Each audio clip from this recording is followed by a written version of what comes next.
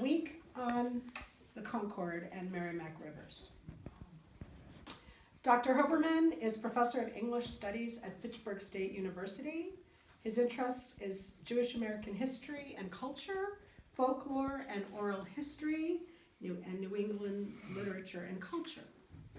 His most recent book, 100 Acres of America, The Geography of Jewish American History, will be published in 2019.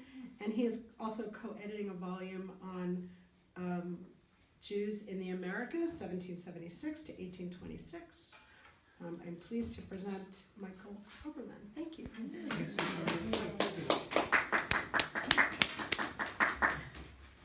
So I have handouts, and I made 15 of them, so I think even if we do get a couple more people, that there'll be enough handouts. So I'm not going to be discussing them immediately, but I will be referring to. Do you want me to hand them out? Sure, thanks. They're stapled. They're multiple pages long. Don't worry, we're not gonna go through them. But I wanted to cover a bunch of bases with it. What's that? Quiz. Yeah. Quiz in the morning. But they're excerpts. It consists of excerpts from the Tuesday chapter of A Week on the Concord and Merrimack Rivers. So, let me just say that since Victoria last checked, the title of my paper has changed, or my talk has changed. Close enough. So I borrowed a line from Thoreau, which is, enough has been said in these days of the charm of fluent writing. That's Thoreau. And then the subtitle is A Day in Franklin County in a Week on the Concord and Merrimack Rivers. Because, as what I'll be talking about, what I'll be getting to in the excerpts that you have in front of you, refer to a very extended digression in the book that Thoreau wrote about his week on the Concord and Merrimack Rivers, where he ends up describing a walking trip in western Massachusetts, in western Franklin County, through some of our own towns. So one of the goals I have for talking today is to try to account for why in a book that Thoreau wrote, which was the ostensible purpose of which was to describe a trip he took with his brother in New Hampshire. Why in that book does he end up devoting about 20 to 25 pages to talking about Franklin County? How did that even happen? And don't get too excited, because I don't have like some secret archival manuscripts. It's not like I looked at the handwritten manuscript and I have the answer. It's the answer, and from my purposes, lies in his style. The kind of writer that Thoreau is the reason why he ends up doing that. And so that's really what I'm going to be talking about today, is my sense of the kind of writer that Thoreau is. And I should also say I'm not a Thoreau expert, as you heard from that biography. I've never written a book about Thoreau, but I do teach Thoreau every semester in my survey of American literature, and so I'm used to trying to get students to like him. And I put some effort towards my own getting to like him in that process. And so I've learned to like him. I've learned to love and respect Thoreau, mostly as a stylist. I mean, I'm enthralled with his ideas as well, and things like his essay on civil disobedience are certainly inspirational, but from my standpoint, what makes him interesting and worthwhile is his very quirky writing style. It's a very unusual way of approaching things as a writer. So I want to start out by offering a couple teaching anecdotes, and these anecdotes actually will only have a sort of a thematic connection to Thoreau. It's not about teaching Thoreau, but I want to explain to you two scenarios I've encountered through years and years of teaching English and teaching literature and teaching writing in classes. There are two lines that I very often hear from students, particularly when I have students working in small groups and I'm asking them to look at each other's papers, which people who teach composition or any number of courses might often do with their classes. You want students to look at each other's papers, or for instance, getting students to do close readings of literary texts, things that students tend to say. One of the things that I come across very frequently, this is more particularly when I'm teaching a literary text. I teach a range of American literature, mostly from the period before the Civil War. Students will say it might be about a story by Thoreau or an essay by Thoreau, but more likely it's going to be about a story by Poe or Hawthorne or Melville or somebody like that. They'll say, oh, that writing is so descriptive, it paints a picture in my mind. And students will put that in their essay, and the essay is actually asking them to make some critical statement about the author. And instead of making a critical statement about the author, the student, from my standpoint, is being a little bit lazy and just saying, well, that painted a picture in my mind. And so I get a little frustrated with that, because what I want them to do is say, okay, I believe you. I believe there was a picture in your mind, but how did it get there? What did the writer do to make that picture appear in your mind? Now, the other point that comes up, and this is more often when students are doing peer editing of each other's papers, they'll be looking at each other's work, and maybe they're a little bit afraid to criticize each other. They want to be nice, or maybe they just don't have enough critical experience and background. The student will say to me, oh, I really like, whatever. Janet will say to me, I really like Clifford's writing, it flows. And that one has really stumped me. Like, the picture in my mind, I get that one, I understand what they're saying. In that case, they're talking about the writer has done something to cause me to visualize something. But this idea of the writing flowing, I've really worked with it for years, and I still don't quite understand what it means. As much as eager as I am to just dismiss it and say it's, again, like the other one, like the picture in the mind, it's kind of lazy, I can't dismiss it so easily, because there must be something to it. There must be something to the idea of writing flowing. I just don't know what it is they're trying to describe in the first place. So I can't say they're being lazy, because I'm not even sure exactly what they're trying to describe. What comprises the flowing metaphor? I guess I think about that, and I think on a certain level it sounds very nice, it sounds very promising. What could be nicer? I'm picturing, for instance, when they say the writing flows, so I'm picturing I picture a rambling river or a babbling brook somewhere. I picture that it's a warm sunny day outside and you're lying down and somehow the sentences are just flowing by, and you're lying there in the sun taking in these sentences, and it's a very lovely idea, but I'm not sure exactly what it's getting at. The trouble I have with it is not that I don't like things to flow. It's not that I don't like flowing rivers or soft grassy beds or summer days. It's that as much as I get the metaphor about the painting, I don't get this one. I don't know what it means or what it's supposed to mean. Does it mean each sentence follows from the next one gracefully? Does it mean the words sound nice in that particular order? Does it mean somehow when I'm listening to this, I'm reminded of the journey of a drop of water from a spring to the ocean? Does it mean that it's putting me to sleep? Maybe that's what flowing means. I don't know.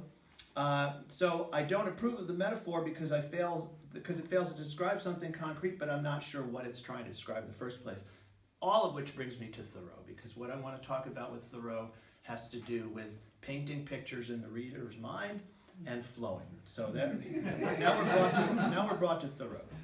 So let's start with the painting pictures in the reader's mind. Painting some kind of picture. So I want to say that Thoreau is not a writer who paints a picture in the reader's mind. That is diametrically opposite of what he does. The power and artfulness of Thoreau's writing does not derive from its visual quality. He's a word person.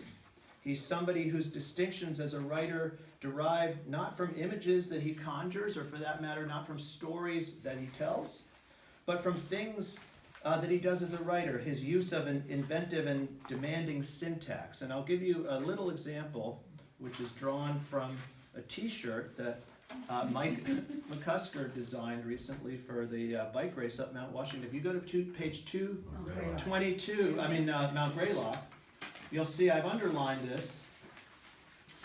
he's describing, in this case, Thoreau is, I mentioned before, I'll be talking about Thoreau climbing Mount Greylock, and he's describing the trail up Mount Greylock, the Bellows Pike Trail.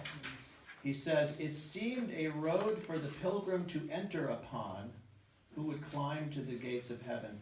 To me, just the syntax of that sentence is intriguing, because he says it seemed a road for somehow or other, the part about who would climb to the gates of heaven is deferred. It comes at the end of the sentence instead of the middle of the sentence. There's something inventive that Thoreau very often does with his syntax, just his word order, how he... Is that like a split infinitive It's or not something? I guess, yeah, I guess it is. It is a very large split infinitive. That's what it is. So he does things like that. He does things like that. He gives, as people who've read him know, he gives all kinds of unpredictable and extremely diverse allusions, eccentric allusions, referring to all kinds of texts and historical events that readers, even in his own day, I think were probably very often at pains to be able to follow. He's very into pithy wordplay. You could call it pithy, you could call it annoying, depends on the mood that you're in. And I would also say a strange and counterintuitive approach to organizing, if that's the right word, his sentences, paragraphs, and chapters. He doesn't draw pretty pictures. He doesn't draw disturbing pictures either. He just doesn't draw pictures in general. There are no freebies in his writing. There are no light shows, there's no movies. As a reader of Thoreau, you have to work hard. You have to work for your reward. Your mind is constantly being exercised by his prose, and you're often taken places that you don't expect to be taken, which is the reward that you get in the end of it. Even when he's trying in his own way to paint a picture, the closest he comes to it, he puts you through a rigorous calisthenics. The image he gives you ends up resembling the sort of thing that you might expect to see projected on the dome of a planetarium, as opposed to within the framed parameters of an oil painting. Considering the following section, so I'm going to point to something in the handout here, which forms a digression within the digression that comprises Thoreau's description of his trip up Mount Greylock, which of course is a digression in his description of traveling on the Concord and Merrimack Rivers. In this particular passage, it's on 223 in the handout, he's remarking on how steep Mount Greylock is. And it reminds him, the steepness of it, and the way that you see the world from it, reminds him, well, you didn't expect this, I don't think you would expect this. It reminds him of Staten Island. Have you ever been to Staten Island? Staten Island is not Mount Greylock. It's not hilly, is It never was Mount Greylock, even when it was uninhabited. So I'm going to read this section here, but you can follow along with me. To me, it's a remarkable kind of a picture. It's not a picture in the ordinary sense. It wouldn't fit in any one of these frames, but it's a picture of a sort. So he says about the pitch on Mount Greylock, it reminded me of the homesteads of the Huguenots on Staten Island, off the coast of New Jersey. The hills in the interior of this island, though comparatively low, are penetrated in various directions by similar sloping valleys on a humble scale, gradually narrowing and rising to the center, and at the head of these, the Huguenots placed their houses quite within the land, in the rural and sheltered places, in leafy, this is all one sentence, in leafy recesses, where the breeze played with the poplar and gum tree, from which, so you're transporting yourself to Staten Island, you're transporting yourself to the middle of Staten Island, which is apparently slightly hilly. You're now transporting yourself to where these Huguenots live, and you're looking at the trees, where the breeze played with the poplar and gum tree, from which, with equal security, in calm and storm, they looked out through a widening vista over forest, miles of forest and stretching marsh, to the Huguenots' tree. Now you're looking at a tree at the edge of New York Harbor, on the shore at whose route they had landed, and across the spacious outer bay of New York to Sandy Hook and the islands of Neversink, and thence over leagues of the Atlantic, perchance to some faint vessel in the horizon, almost a day's sail on her voyage to that Europe whence they had come. Wow. So it's one sentence. It's an image that encompasses interior Staten Island, New York Harbor, coastal New Jersey, the Atlantic Ocean, and Europe. It's all one. That's the kind of picture that he draws. You have to really work hard to keep up with him.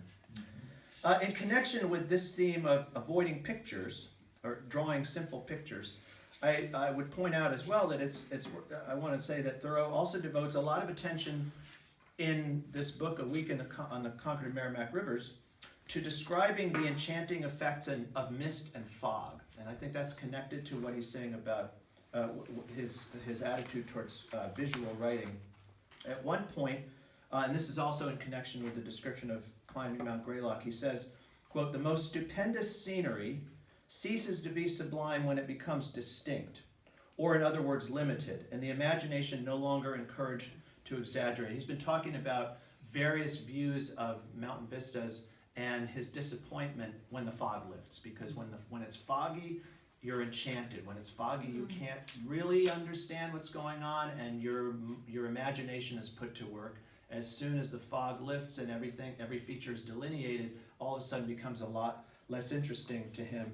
The reason he's talking about that in that case is actually how he gets to it in the first place, is that on the Concord and Merrimack Rivers, on Tuesday morning, as he and his brother leave their campsite, the river is foggy. The Concord River is foggy.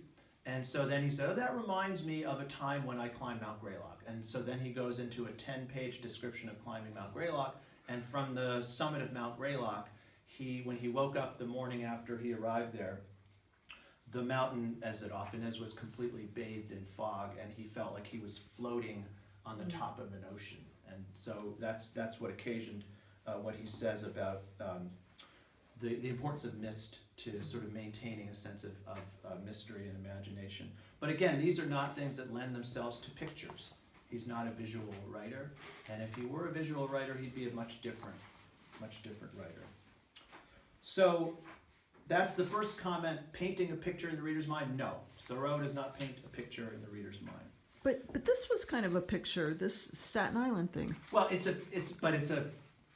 what I want to try to say, it's a very complicated picture. It's not a picture that fits in a little frame, right? You have to work, you have to follow him around. It's like you're gasping at the end to keep up, Yeah. I mean, it is a picture, but it's not an ordinary picture. It's not an ordinary picture. Okay, so now let's talk about not going with the flow. How Thoreau does not go with the flow. Remember these students talking about, "I love that paper, it really flows." Here's a writer who doesn't flow. He does not flow. He sure as heck doesn't flow. When he does refer from time to time to various Eastern religious traditions and scriptures, if you thought he was a flowing kind of person, it might be because he's sometimes aligned with Eastern religion and there is some influence of that. And maybe there's some slightly vaguely Taoist allusions in his work. He's not a go-with-the-flow kind of person in any way. The person who ends up spending a night in the Concord jail does not go with the flow. So in any way at all. I think of him as a foot-dragging stick in the mud, a stickler for hard truths, a product of New England, a Yankee. His writing flows about the same way that if you've ever driven to Boston early in the morning, and when you get to that Concord Rotary, let's say you get to the Concord Rotary, it's about 8:15 in the morning. That's how his writing flows, something like that. Now, it might be that my reading of Thoreau is one of the things that has made me impatient in the first place with the idea of writing flowing, because as somebody who can appreciate his writing that does not flow, I am not so taken with the idea of writing flowing. I see that his writing fails to flow, and I ask, why would a writer even want to flow? Let's go back to A Week on the Concord and Merrimack Rivers. It's a very powerful metaphor in that book and in that concept. It sounds like it ought to flow. A week on the Concord and Merrimack Rivers, sure. Sounds like it's going to flow. It describes, by the way, I'm sorry I haven't done this earlier, it's the first book that he wrote and published, and it describes a trip that he and his brother made on the Concord and Merrimack Rivers from their home in Concord to the base of the White Mountains. Shortly after they completed that trip, his brother, the brother John with whom he traveled, died. And so some people read the book as his sort of silent memorial to John, although he never mentions his brother by name, not even once in the book. But that's another subject. But here's why I say it's a metaphor. They start in Concord, they finish at the White Mountains, they've gained 1,000 feet in elevation. So that's not flowing, that's going against gravity. The trip itself is going against gravity. Now, if you've ever read the book, or if you've ever read a part of the book, you know that, as I've been alluding already, it's not about the trip up the river in the first place. Maybe for a fleeting moment before he started to write it, Thoreau thought that it would be recounting a river trip. His ostensible purpose, I suppose, was to be writing about that trip. But the structure of the book reflects the idea of a single journey. The book is divided into 7 chapters: Sunday, Monday, Tuesday, Wednesday, Thursday, Friday. That's how he sets it up. So you think that's what is happening there. It doesn't take long, however, as you read the book, to learn that it's not a road trip, a typical road trip. It's not just that all kinds of interesting side stories crop up, or that the brothers are distracted from their central purpose. I mean, you have that in the Odyssey too, with Odysseus is constantly being distracted by nymphs and monsters and so on. So that's par for the course in all kinds of journeys. It's that the journey on the river itself is a pretext for another sort of journey, and that kind of journey doesn't flow. The specific geography of northeastern Massachusetts and southern and central New Hampshire is a starting point, but Thoreau's treatment of it is not conducive, nor does it offer the slightest semblance of a narrative, which I suppose would flow in a linear or gravitational fashion. In order for it to be a narrative, in other words, a flowing through time sort of thing, the travelers would have to have gotten somewhere or achieved something by the end of the trip. At the end of this trip, however, they turned around and they rode back to Concord. As Thoreau put it, quote, to find some autumnal work. They needed to start earning some money. They couldn't just stay on the road. So they haven't even gotten anywhere. They get to the end of the trip, they turn around and they go back. So again, there's a problem with connecting that with flowing. He is the person who was famous as one of the most noteworthy things he said was that he had traveled widely and conquered, which is to say he didn't really need to travel to distant places in order to appreciate the beauty that surrounded him. Another famous and favorite anecdote of mine regarding the importance of not moving on from some place, but kind of stick-to-itiveness, I guess is the New England term. In Walden, there's a passage towards the end of the book where there's a section of the book that he's discussing the depth of Walden Pond. And according to the local lore all over Concord, people say, oh, that pond is so deep. That pond is really, really deep. And some person tells, oh, it has no bottom. The pond has it's that deep. And Thoreau gets extremely impatient. It has a bottom. You just haven't gotten around to figuring out where the bottom is. That doesn't mean it doesn't have, just because you don't know where the bottom is doesn't mean there is no bottom. And that's the kind of person he is. He sticks to things. So to give you a little bit more from Concord and Merrimack Rivers, I want to turn now, this is not in the handout, I'll get back to the handout soon enough, but I want to talk a little bit more about where this journey starts and get into the writing a little bit more. The opening section of the book, so before you get to the main chapters, there's a very short introduction called Concord River. It introduces us to the river and offers a kind of a geographical overview. Which to me gives more opportunity for philosophical speculation on the origins and implications of place names than it does, as I say, like a précis to a journey. People like Thoreau and the other so-called transcendentalists, which is a term that this is the one time I'm using that term today. I won't use it again. If you want to talk about it later, we can talk about it later. I'm not so crazy about that term.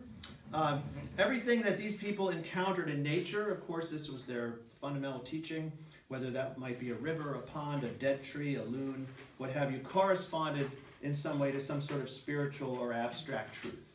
So that's what he demonstrates in almost every sentence of his writing. And here's the very first part of Concord and Merrimack Rivers. He says, "The Musketaquid, or grass-ground river, though probably as old as the Nile or Euphrates, did not begin to have a place in civilized history until the fame of its grassy meadows and its fish attracted settlers out of England in 1635, when it received the other but kindred name of Concord from the first plantation on its banks. It will be, which appears to have been commenced in a spirit of peace and harmony. It will be grass-ground river as long as grass grows and water runs here. It will be Concord River only while men lead peaceable lives on its banks." Already, it's the first sentence, and he's already launched on a metaphysical journey, not a journey through space.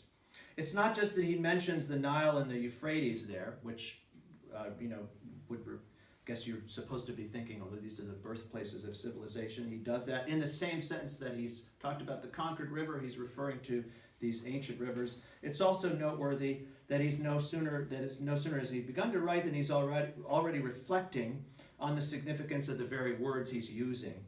His words are not flowing, they're circling. I think it's a circular style. His descriptions fail to flow in part because local geography for him is always a window into world geography. So he talks about the Concord River, and that brings him to the Nile and the Euphrates. A similar thing occurs in another essay of his, parts of which are actually excerpted in A Week on the Concord and Merrimack Rivers. So one of his first published essays is called A Walk to Wachusett. It was published in 1843, which, again, ostensibly describes a walking trip from Concord to Mount Wachusett and back with his friend Richard Fuller. And at the very beginning of that description, I'll read you the beginning of that description as well. Again, to give you the sense of you think you're starting on a journey, but this journey is not the flowing kind of journey. He says, "Summer and winter, our eyes had rested on the dim outline of the mountains in our horizon, to which distance and indistinctness lent a grandeur not their own, so that they served equally to interpret all the illusions of poets and travelers. Whether with Homer on a spring morning we sat down on the many-peaked Olympus, or with Virgil and his compeers roamed the Etrurian and Thessalian hills, or with Humboldt measured the more modern Andes and Tenerife. Having identified his and his companions' objective on the far horizon," he's looking at Mount Wachusett from distant Concord, "Thoreau makes it clear that he has no intention of getting ahead of himself. Like the trip on the Concord and Merrimack Rivers that he made in 1839, the walk from Concord to Wachusett and back, or more specifically, Thoreau's writing about that walk, would be unhurried." This is back to the essay on walking to Wachusett. "At length, like Rasselas, Samuel Johnson's Rasselas, and other inhabitants of happy valleys, we resolved to scale the blue wall which bound the western horizon, though not without misgivings, that thereafter no visible fairyland would exist for us. But we will not leap at once to our journey's end, though near, but imitate Homer, who conducts his reader over the plain and along the resounding sea, though it be but to the tent of Achilles. In the spaces of thought are the reaches of land and water where men go and come. The landscape lies far and fair within, and the deepest thinker is the farthest traveler." The last line, this one about the landscape lying far and fair within, explains, to me anyway, his reluctance to flow as a writer. Passage over or across physical space, enjoyable and inspirational as it can be, isn't what's needed for a deeper understanding of the world we live in. We retain the strongest resources for wisdom and insight in our own minds. Also, it's not the destination that matters so much as the grandeur and mystery of the scenery we encounter along the way at the hands of our expert guide, whether that's Homer or Thoreau.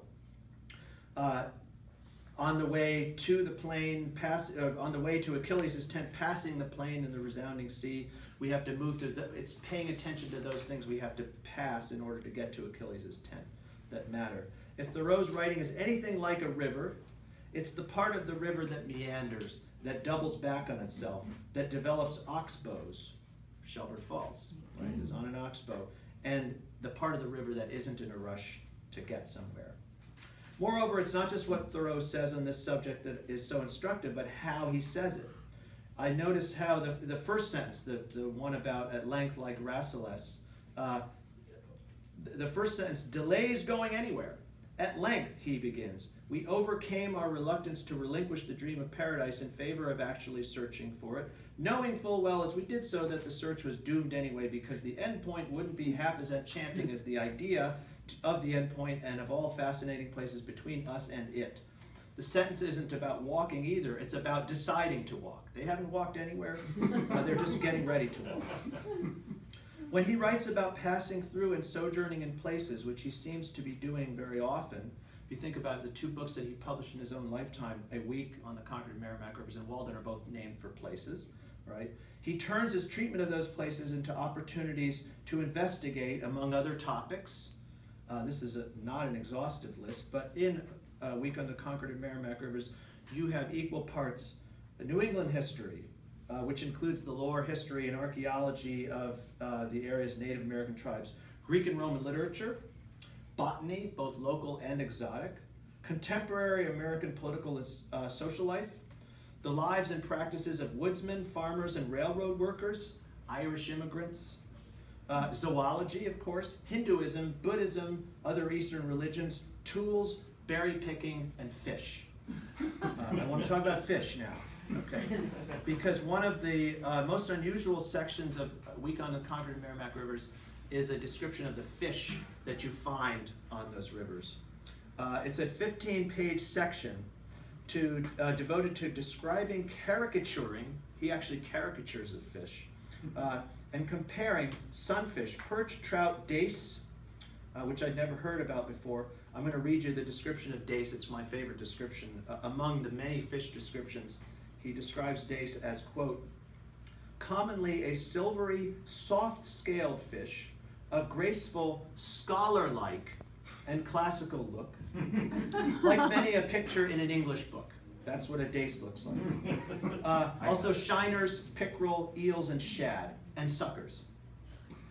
It may be, this is pure speculation on my part, those of you who have read or tried to read Moby Dick, a lot of people who don't finish reading Moby Dick stop when they get to the chapter that describes whale anatomy. Maybe Melville learned that from Thoreau, in Thoreau's descriptions of fish in Concord and Merrimack Rivers. And, as I mentioned before, among all those topics, the archaeology, the native lore, and so on top of that, you have all the occasions, many of which I've referred to so far, as allusions to other places. When he writes about one place, it just offers him an opportunity to talk about other places. So, for instance, Concord and Merrimack Rivers reminds him of the Deerfield River in its own way, and of climbing Mount Greylock. There's one last portion of the text that I'm going to read to you, and then I thought we might discuss some of the sections here from the handout together, but my own delivery will be done in just a minute here. I wanted to talk about, this is a section in the Sunday chapter, which for me really captures the essence of what I'm trying to say about Thoreau as a not a flowy writer, and not a picture maker. He says, and this is where the new title of my paper came from. He says, enough has been said in these days of the charm of fluent writing. We hear it complained of some works of genius that they have fine thoughts, but are irregular and have no flow. Maybe he was being sensitive. Maybe people were saying that his writing didn't flow. Write works of genius. It would make sense that he would consider himself to be a producer of works of genius. We hear it complain. But even the mountain peaks in the horizon are, to the eye of science, parts of one range. We should consider that the flow of thought is more like a tidal wave than a prone river, and is the result of a celestial influence, not of any declivity in its channel. The river flows because it runs downhill, and descends the faster as it flows more rapidly.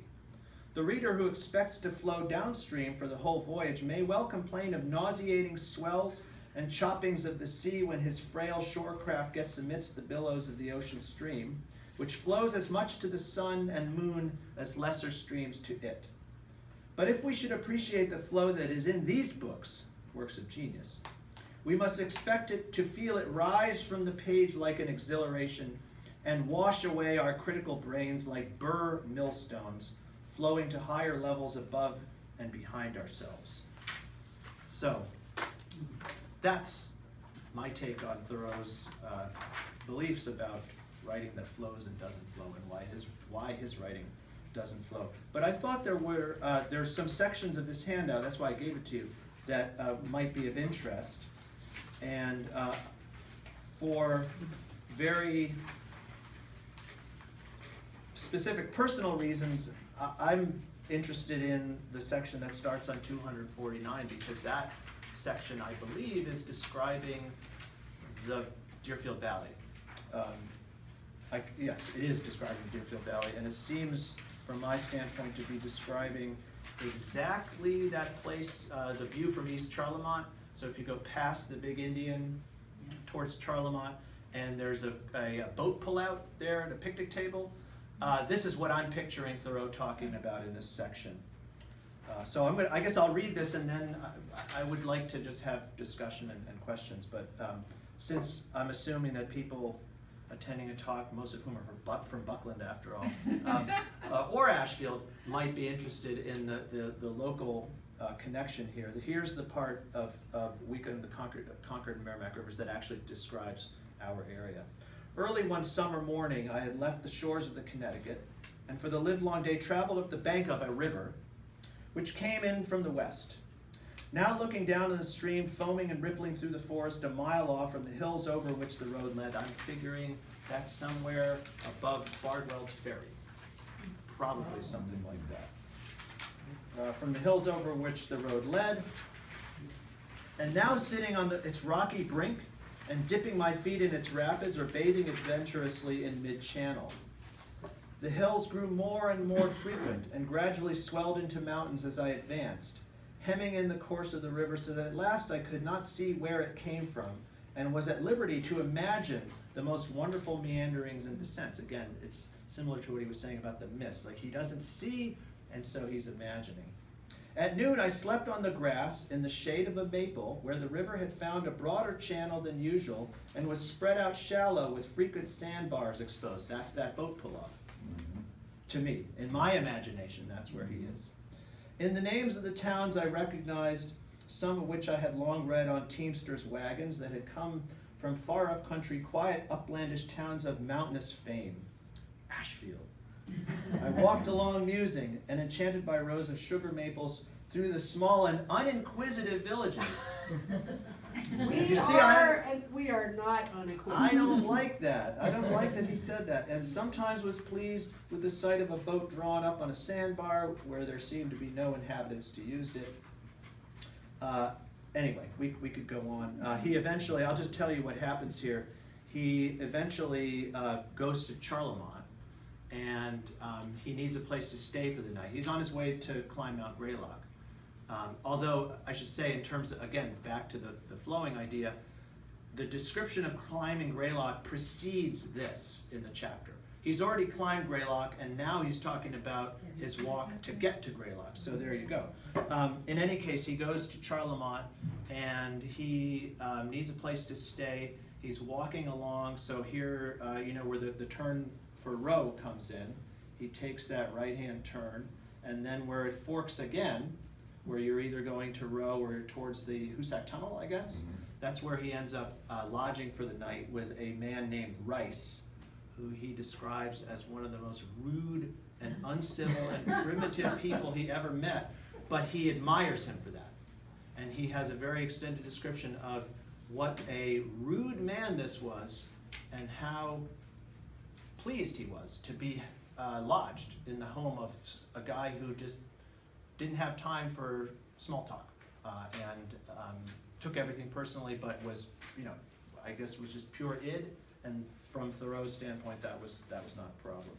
But I don't know if people have thoughts about the part I just read or questions about stuff I was talking about. So that guy's an ancestor of your neighbor. Which neighbor?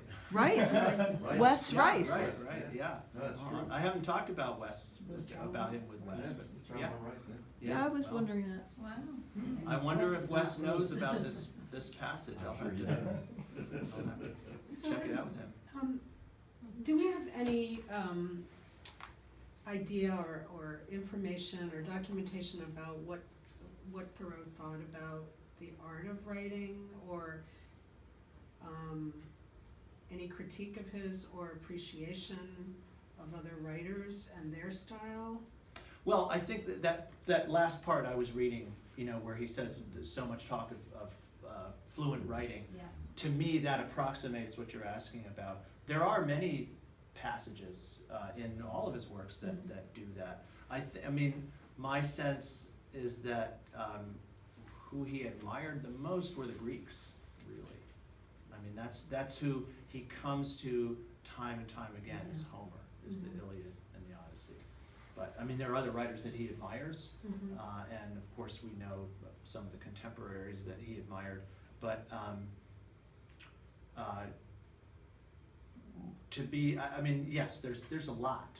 There's a lot of commentary in his journals as well about writing. I mean, that's another, to me, that's also indicative of a writer who doesn't think in terms of flowing, is that he's so self-reflexive about the process of writing that inhibits the idea of flowing. If you're constantly circling back and thinking about what you're doing in that self-conscious way, then.